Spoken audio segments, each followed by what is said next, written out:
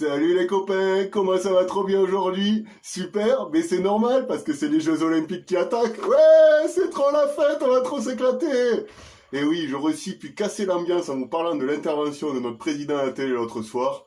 Mais franchement, pour résumer, il a juste dit qu'il indexait le prix du lubrifiant sur le prix du concombre. Et voilà, vous avez bien compris, on l'a tous dans le cul. Bon, sinon, parlons sport, parce que le sport, c'est trop bien. Les JO, c'est trop beau. Paris, ça va être trop beau. Tony Estanguet, il est trop beau. Vous avez vu Tony? Franchement, on dirait Macron avec une carrure d'homme. Il est magnifique, ce mec.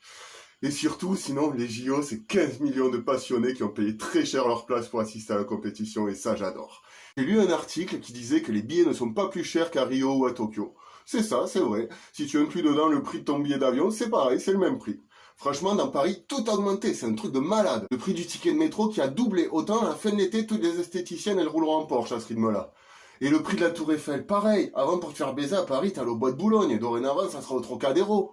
Franchement, 65 euros pour monter la Dame de Fer contre 40 euros pour monter la Dame du Bois. Tu sais où tu vas. Enfin, de toute façon, tous les chiffres sont énormes pendant ces jeux.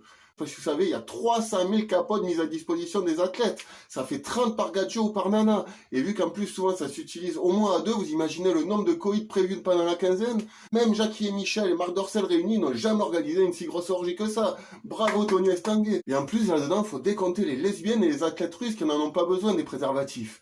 Et oui, la mode en Russie, c'est d'engrosser leurs athlètes juste avant les compètes pour les booster hormonalement. Pam, pam, pam. Donc, c'est sûr qu'elles tomberont pas enceintes vu qu'elles le sont déjà, les petites. Enfin bon, je dis ça, je dis rien, chacun ses traditions. On critique pas les traditions des autres.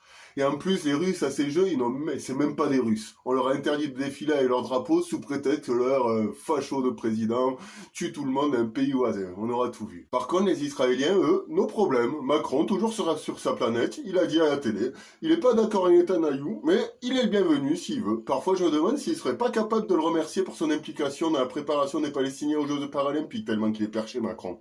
Enfin bon, ne débordons pas, le sport c'est pas de la politique. Eh oui, le sport c'est du sport.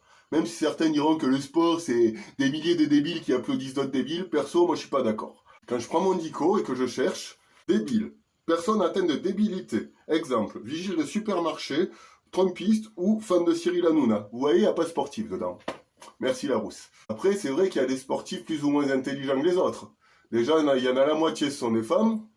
Et en plus, il y a même des footballeurs dans le lot. Donc, franchement, pour les footeux, il paraît même qu'à l'époque de Ribéry, ils voulaient les faire passer en deuxième quinzaine. Mais le CIO a refusé car c'est juste les handicapés moteurs qui sont concernés par les Paralympiques, pas les handicapés mentaux. Bon allez, trêve de plaisanterie. Je sais très bien qu'au final, je vais regarder la moitié des épreuves cet été, donc j'arrête de raconter des conneries sur Paris 2024. Ces JO, ça va ruiner le pays, mais au moins ça va nous divertir un peu au milieu de cet été avec une météo toute pourrie. Et je le répète à chaque fois, si la prochaine fois on veut faire des JO pas chers, on n'a qu'à les faire en Azerbaïdjan. Et oui, parce qu'au moins si on fait des JO à Bakou, ça coûtera pas cher. Voilà. Et je souhaite à tous les sportifs de réussir parce que ça fait 4 ans ou plus qu'ils s'entraînent. Donc bisous les sportifs, bisous les copains.